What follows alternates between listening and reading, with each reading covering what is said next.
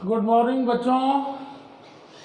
तो कल हम लोग पदार्थ के बारे में, नेचर में, प्रकृति में पदार्थ किन किन अवस्थाओं के बारे में, किन किन अवस्थाओं में पाया जाता है, इसके बारे में हम लोग जानकारी कल लिए थे। और ठोस, द्रव्य और गैस, पदार्थ की तीन स्थिति होती है, ठोस, द्रव्य और गैस।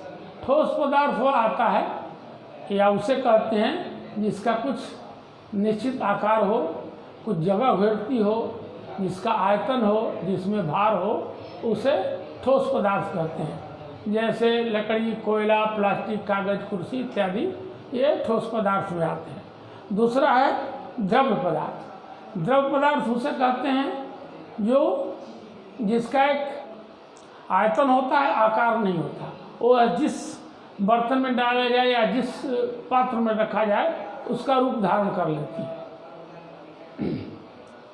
और तीसरा पदार्थ है गैस पदार्थ। इसका न आयतन होता है न आकार होता है, यह दिखती भी नहीं है, जबकि ठोस पदार्थ को हम देख सकते हैं, उसका मेजरमेंट कर सकते हैं, उसका भार, वजन निकाल सकते हैं। द्रव्य पदार्थ को भी हम लीटर में या किसी पैमाना से माप सकते हैं, लेकिन जो गैस पदार्थ है उसका न कोई आकार होता है न प्रकार होता है।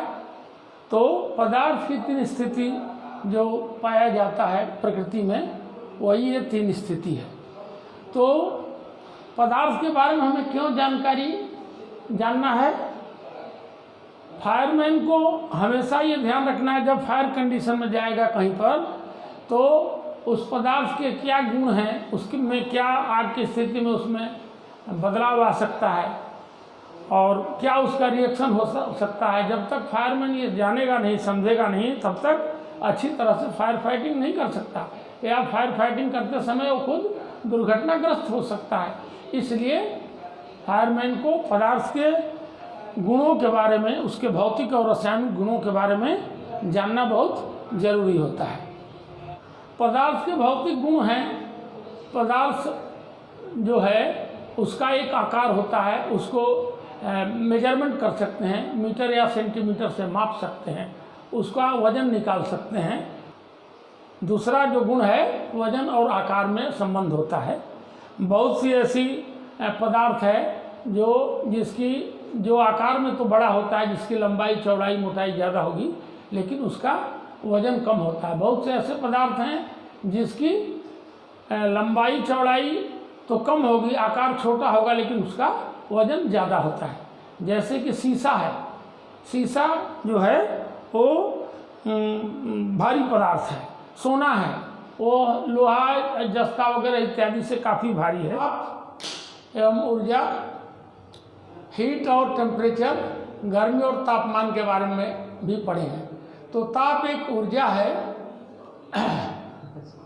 ताप एक ऊर्जा है। इस तरह ऊर्जा को किसी वस्तु में संचालित किया जाता है।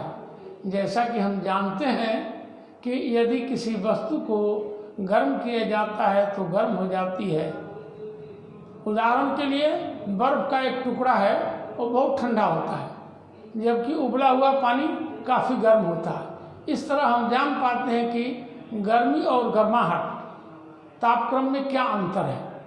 गर्मी और गर्माहट तापक्रम में क्या अंतर है? गर्मी का मतलब तापक्रम की कितनी मात्रा, इकाई, ताप की कितनी इकाई किसी वस्तु में है। यह भी कहा जा सकता है कि अमुक वस्तु ताप में कितनी, अमुक वस्तु में ताप की कितनी मात्रा है। तो ये हम इसको थर्मामीटर से या उससे माप सकते हैं। बोलते हैं measurement of temperature. Measurement of temperature, दो तरह के स्केल ताप को मापने के लिए पूरे विश्व में विख्यात है। दो तरह के स्केल जो हैं ताप को मापने के लिए पूरे विश्व में विख्यात हैं। पहला सेंटीग्रेड पैमाना है और दूसरा पैमाना फ़ारेनहाइट है। तो सेंटीग्रेड पैमाना में पानी का फ्रीजिंग पॉइंट, जिस पर बर्फ जमता है, वह 0 डिग्री सेंटीग्रेड मार्क किया जाता है या मार्क किया रहता है। जबकि फ़ारेनहाइट स्केल में पानी की freezing point 32 degree Fahrenheit mark किया जाता है। सेंटीग्रेड का पैमाना विज्ञान के क्षेत्र में तथा उन देशों में चलन में है। सेंटीग्रेड का पैमाना विज्ञान के क्षेत्र में तथा उन देशों के चलन में है जहाँ पर मैट्रिक सिस्टम है। अपने देश में भी मैट्रिक सिस्टम लागू हो रहा है। और फ़ारेनहाइट का पैमाना जो है यूके लंदन में तथा तकनीकी के क्षेत्र में लागू होता है। तापक्रम किसी भी सिस्टम में लिखा जा सकता है तथा बहुधा इसे सेंटीग्रेड से फ़ारेनहाइट तथा फ़ारेनहाइट से सेंटीग्रेड में आसानी से बदला जा सकता है। जैसे इस तरह फ़ारेनहाइट स्केल का तापक्रम सेंटीग्रेड अथवा सेंटीग्रेड का तापक्रम फ़ारेनहाइट में आसानी से बदला जा सकता है। तो ताप को मापने की जो दो इकाइयाँ हैं पूरे विश्व में ही प्रख्यात हैं, सेंटीग्रेड और फ़ारेनहाइट। तो जहाँ पर मैट्रिक सिस्टम है उन देशों में और तकनीकी के क्षेत्र में डिग्री सेंटीग्रेड का उपयोग होता है, और जहाँ पर यूके लंदन में और जहाँ पर मैट्रिक सिस्टम नहीं है तकनीकी क्षेत्र में फ़ारेनहाइट का इस्तेमाल होता है। जैसे अब थर्मामीटर है, हम लोगों के शरीर का गर्मी मापना होता है, कितनी गर्मी है हमारे शरीर में, तो उसका फ़ारेनहाइट में मापा जाता है। लेकिन फ़ारेनहाइट से हम लोग सेंटीग्रेड में उसको चेंज कर सकते हैं, देखकर जान सकते हैं।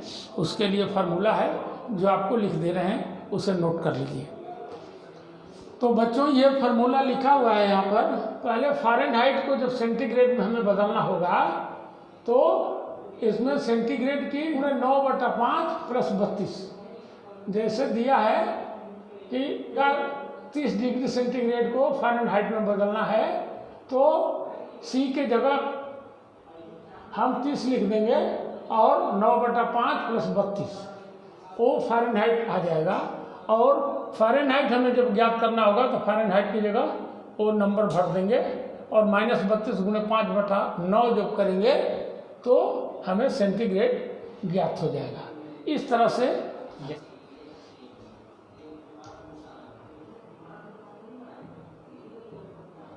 जैसे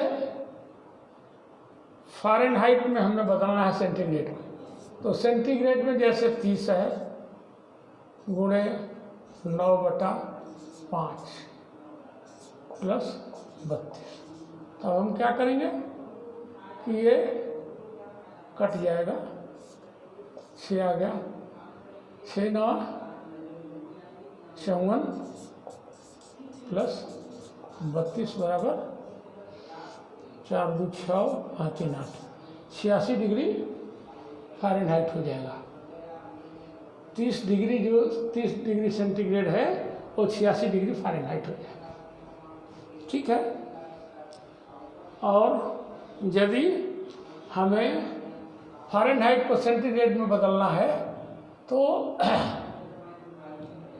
यदि हमें फ़ारेनहाइट को सेंटीग्रेड में बदलना है तो जैसे मान लो 80 डिग्री फ़ारेनहाइट, 80 डिग्री फ़ारेनहाइट है, -32 हो गया गुणे 5/9। तो 80 में 32 हम निकाल देंगे तो 0 में से 2 गया 8, 48 हो गया गुणे 5/9। तो 48 बचे, 8 45 की 0, हाथ में लगा 4, 40/9, 9 × 45 लगभग 50 डिग्री फ़ारेनहाइट के करीब 50 डिग्री सेंटीग्रेड ये आएगा। क्या निकालेंगे? 50 डिग्री सेंटीग्रेड आएंगे। 80 डिग्री फ़ारेनहाइट वाला लगभग 50 डिग्री सेंटीग्रेड आएगा। इस तरह से हम यदि सेंटीग्रेड जानते हैं तो फ़ारेनहाइट, और फ़ारेनहाइट से को जानते हैं तो सेंटीग्रेड में बदल सकते हैं।